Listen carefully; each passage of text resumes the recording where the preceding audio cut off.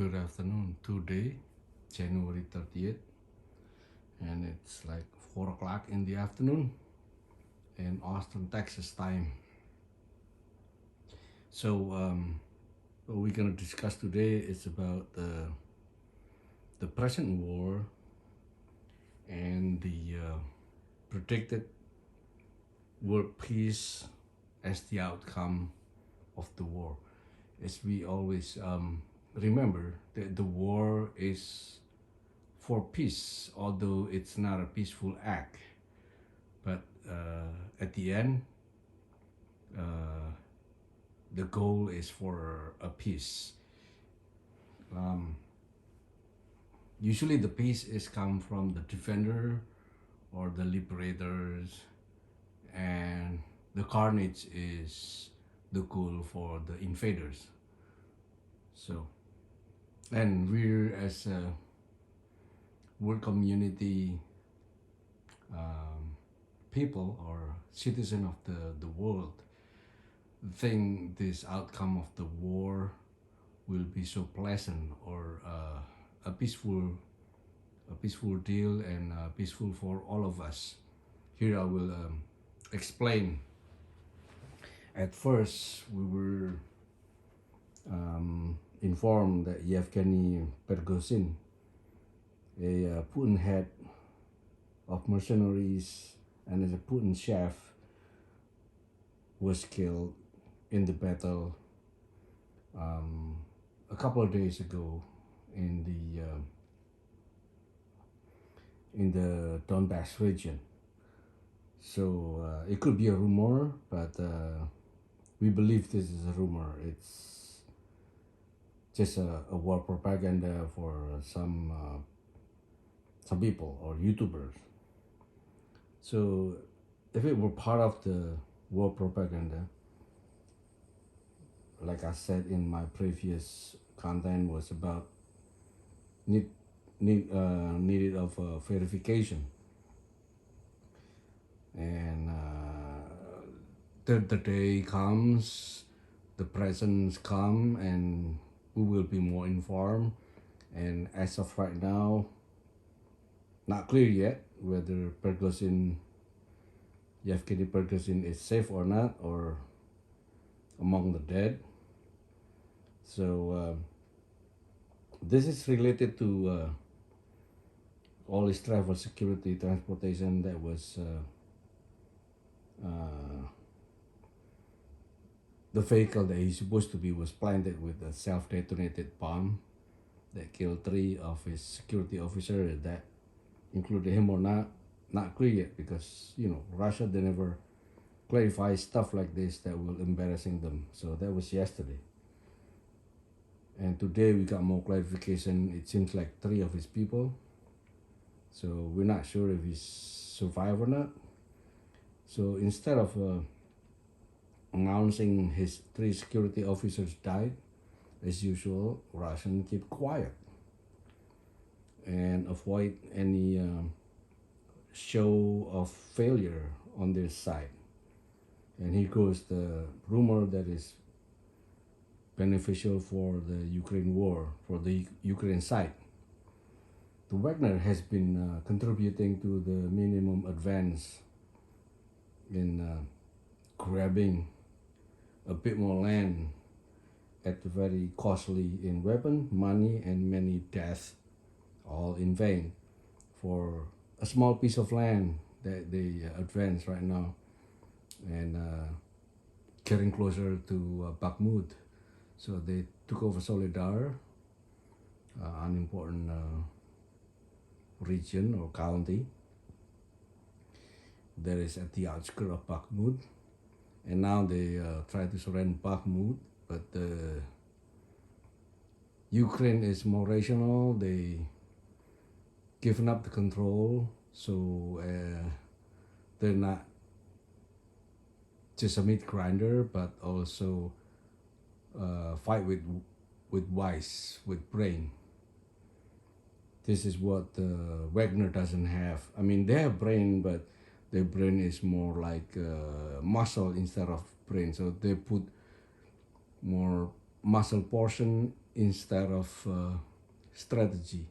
So we waste so much for just a piece of land. So in here we show the Linux 120, which is the model of German tank, the future intelligent German tank that Elon Musk contribute on the idea and what can be upgraded. So this is the work of, they said, Elon Musk in Germany, or the Rainmark or something. That's the name of the company, Rainmark. Looking at the this scary new invention of tank, which is supposed to be intelligent tank that will fight the war intelligently. We don't see any man in here, all cameras, all sensors that will detect any enemies and just meat grinder them. Okay, so wondering what if Ukraine, knowing that the Wagner just advanced a little bit, or the Russian, with massive people, massive prisoners, went to war for Putin, and the advance is not much or limited, very, very limited. Wondering, this is just Ukraine as it is, could defend and could just, okay, let's retract a little bit, but that doesn't mean that they given up. So wondering what if the survival of the Ukraine weaponized with this kind of advanced tanks, and they're not gonna quite get the Linux 120, but they will get Leopard 2, the Abrams M1 tank, the Challenger from England. So so the Wagner would stand a chance against these coming tanks that will roll in the war pretty soon. I don't think Wagner will stand a chance. I mean, logically, because even like right now, Wagner does not do any significant advance. What if Ukraine have this kind of tank? They will have more inch, more advantage. So basically, the Wagner will suffer a grievous loss in many fronts later on, and that day is coming for grinding their life meat at any time soon. And Putin will rescue them patriotically. It's laughable, and it's a delusional war victory by Putin, as a matter of fact. Especially the whole Ukraine are so excited and highly hope on this new technology that will definitely help them in a great way. So another unstoppable boost of morale that Wagner or Putin people had never thought of before. After they all get tired and fatigued of this silly war that they don't understand and they don't see any strategic value. So for this in vain war, they understand this is the war that is in vain and just deadly killing, or very little for themselves. So where is the victory then if people keep dying and coming a mid grind and coming to the mid grinder? So let alone the analysts that claim this will prove the Soviet glory day. So one of the analysts that I saw on a CNN or BBC or this forefront of the media, that's saying that Putin needs to prove his glorious day by conquering or taking back Ukraine as it used to be. So tank pledges and deliveries are in progress right now, and it could take a while as as soon as March, I guess. The deliveries could be as soon as March, um, together with the readiness, because the tank itself has to accompany by operator that is ready. So they have to be trained. So it needs a month to train Ukrainian to get ready to operate the machine that is complicated. Leopard is complicated enough, but the Abram M1 Abram will be more complicated and takes 3 months to operate it. And maintenance training readiness too, beside training the operational.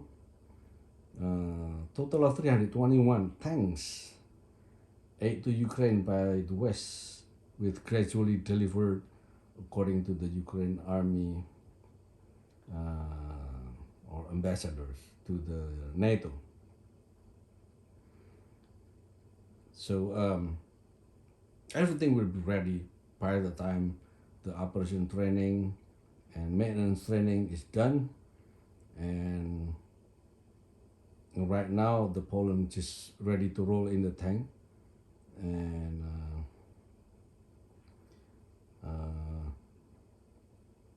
basically Poland is rushing to help with whatever they have, because it will be the first round before February. I think before the end of the February, the Poland Leopard 2 will be rolling into Ukraine, and UK has also started delivery. The Challenger that is in a couple of weeks will reach to Kiev. So as France and Canada, and the second wave will be 40 Leopard from the German. 40 Leopard tanks, Leopard 2, second generation of Leopard. And the third wave will be 31 tanks or M1 Abrams tanks from the US.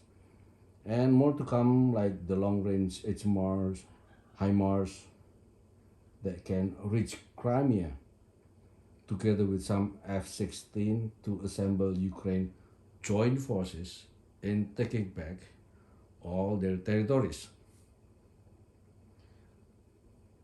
So we learn from the German delays and hesitation in delivering Leopard the second. Many think that German politician has ties with Russia. Maybe they think it's eastern part that was former Soviet Federation, and they assume the German has Stockholm syndrome, or the kind of people that love the abusers, that love Russian who abuse them. As we know, eastern part used to be under Soviet ruler or abuser, so they concluded the Eastern German politician is pretty much still want to have a close tie to Russia. As Stockholm syndrome, the abuse and the abusers, they love each other. They love so romantically.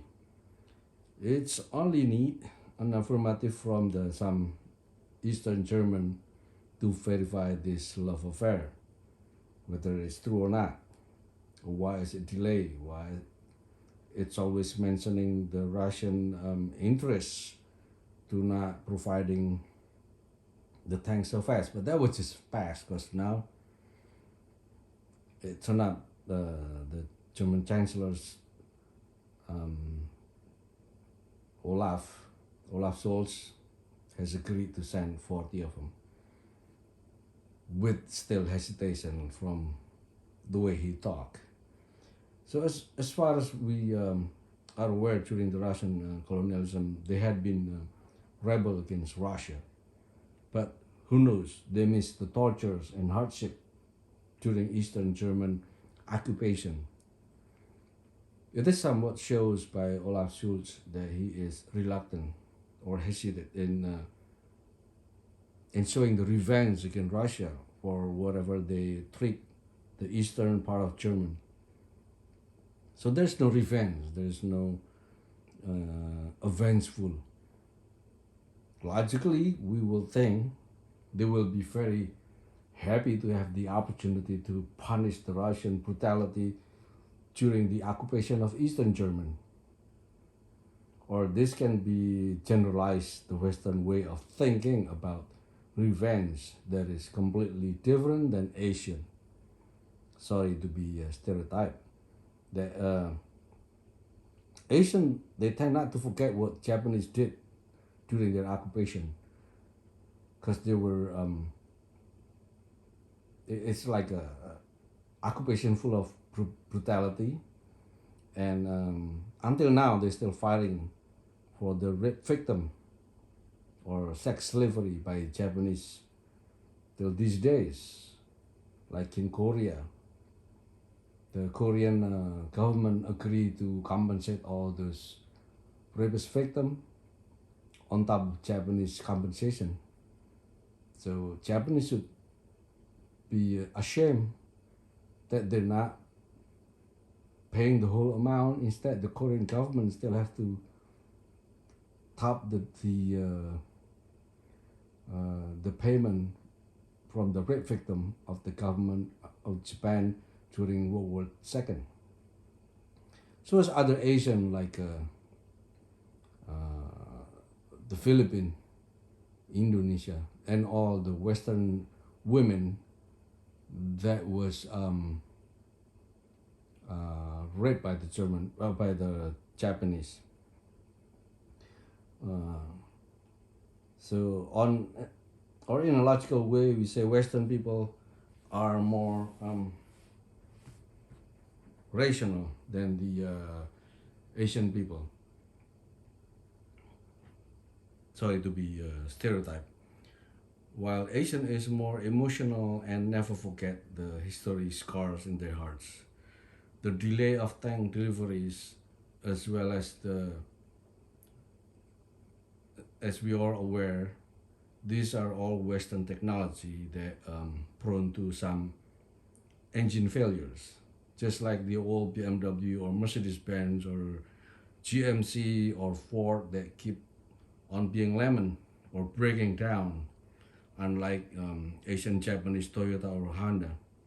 So maintenance is very important. However, these Western engines will last a year or so to their breaking down point or economical life. But the new Western or American technology is getting better now. They learn from Japanese how to correct the error.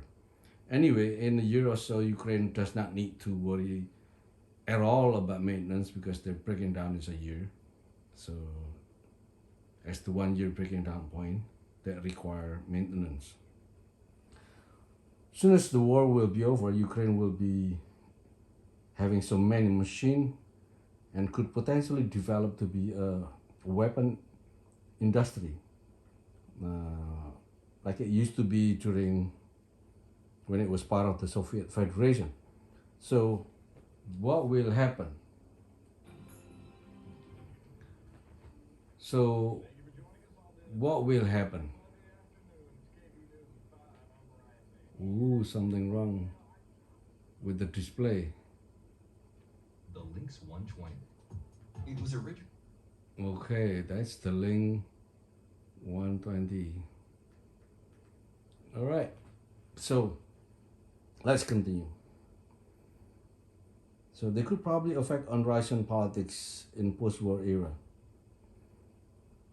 They could once again rule Russia from Kiev. So it used to be the whole Soviet Tsar or Emperor of Russian called Tsar was initially run from Kiev. So it's like in the olden days, and they might join together, and the capital could be Kiev again, because maybe Ukraine will be more impressive, and Russian wanna join with Ukraine. And knowing how easy it is to bombard Russian media with propaganda and show how easy it is to influence the whole mother of Russia with even so ridiculous propaganda that most will believe and obey. So most Russian, they like to obey, they like to believe in propaganda. They kind of having the Stockholm syndrome sickness. They love to be abused by the government. So somehow this could be the Russian weakness, as there is no critical thinking in Russia. So is China, Cuba, North Korea, Iran, and Afghanistan. In that side of the world, people just get by and trusted their government religiously. Sounds like perfect ground for um, dictatorship and tyrant who suck the blood of its own people without question. Like most dictator, like or the wannabe, or in that thinking, they think Ukraine will voluntarily give up Crimea. So some analysts think that Ukraine will give up Crimea. What is not taken into account by this analyst is Ukraine has been opened up and has been being a partner with the rest of the world. This gives them plenty exercise of liberalism or liberal mind and freedom that they start to like it. This more like they involve in the world equally in power. The more they enjoy the liberal creative thinking, the more they want to be freedom, free society, more democratic. Compared to Russia, that shield from the whole world completely, they choose happy lullaby propaganda to keep the people in their deep slumber on Putin bed. So that concludes the future of the war in Ukraine. First, the West agreed to trust Ukraine to conduct the war for them by giving all kind of support. Otherwise, they will get their hands dirty if Putin ever attack one of the NATO or all of the NATO. So they don't want to have a war with Russia by um, reallocate the war or focus the war on Ukraine and Russia. To have that achieved, they have to provide Ukraine with a lot of weapons so that way they can stop it and take the war into a control. So secondly, so much almost worldly help to win, it is so logical to carry the goal and result of winning the war. So how could Ukraine lose if almost the whole world support them? And for China, this becoming so wary in thinking taking back Taiwan because they're gonna go versus the whole world supporting behind Taiwan. So this premises has a deep in doubt that Russia has to cut a very deep loss. So we kind of doubted that Russia will cut the loss because this war could hit back at home or backfire, and Ukraine might gain more territory from Russia due to Ukraine fierce military might that might just capture, secure the nuclear weapon security too. So Western will not say, no, don't do it. So if Ukraine start getting strong with their military might from the help of the Westerns, Ukraine are not that stupid. The rational people, they also have um, people or what's it called, insider in Russia that will ready to secure the nuclear site.